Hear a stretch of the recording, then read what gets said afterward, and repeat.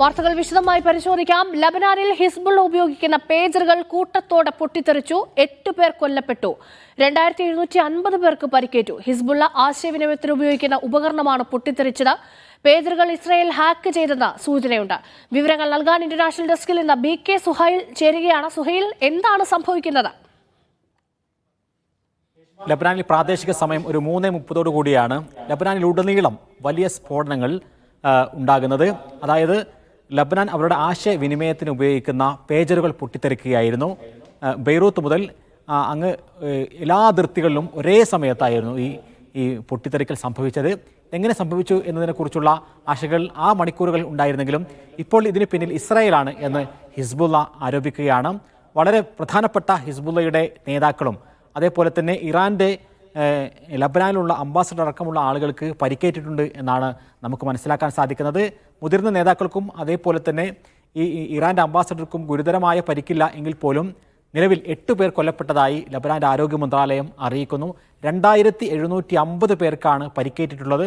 പരിക്കേറ്റവരുടെ നില ഗുരുതരമായി തന്നെ തുടരുകയാണ്. ലബനാനിലുടനീളമുള്ള ആശുപത്രികൾ ഈ ആളുകളെ കൊണ്ട് നിറഞ്ഞു കവിഞ്ഞിരിക്കുകയാണ്. ചെറുതും വലുതുമായിട്ടുള്ള പരിക്കാണ് ഇവർക്കുള്ളത്. ഏതായിരുന്നാലും വളരെ സോഫിസ്റ്റിക്കേറ്റഡ് ആയിട്ടുള്ള ഒരു ആക്രമണം നടന്നിരിക്കുന്നു എന്ന് തന്നെ നമുക്ക് പറയേണ്ടി വരും. കാരണം ഇത് സ്വാഭാവികമായി ഉണ്ടായതല്ല.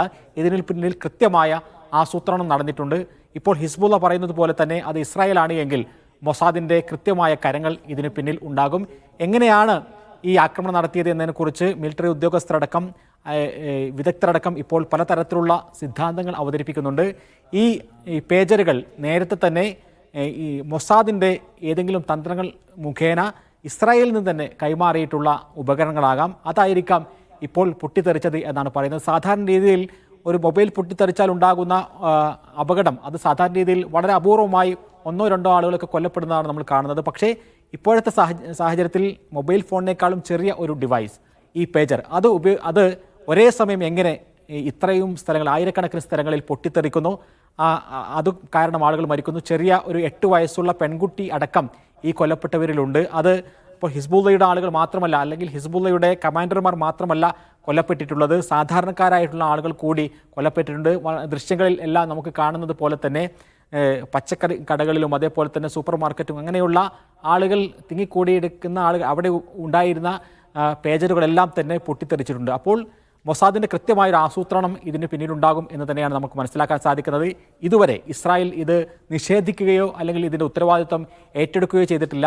ഇസ്രായേലിൻ്റെ ഉദ്യോഗസ്ഥരുമായി ബന്ധപ്പെട്ടുള്ള ഒരാൾ സോഷ്യൽ മീഡിയയിൽ ഒരു ട്വീറ്റ് ഇത് ഏറ്റെടുക്കുന്ന രൂപത്തിൽ പ്രസിദ്ധീകരിച്ചിരുന്നു. പക്ഷേ വളരെ പെട്ടെന്ന് അത് ഡിലീറ്റ് ചെയ്യുന്ന സാഹചര്യമുണ്ടായി. ഇപ്പോൾ എങ്ങനെയായിരിക്കും ഹിസ്ബുള്ള ഇതിനൊരു തിരിച്ചടി നൽകുക എന്നത്, അതിനെ പ്രതിരോധിക്കാൻ വേണ്ടിയുള്ള അതിൻ്റെ കാര്യങ്ങൾ ആസൂത്രണം ചെയ്യാൻ വേണ്ടി ഇസ്രായേലിൻ്റെ മന്ത്രിസഭ ചേരുന്നു എന്നാണ് നമ്മൾ മനസ്സിലാക്കുന്നത്.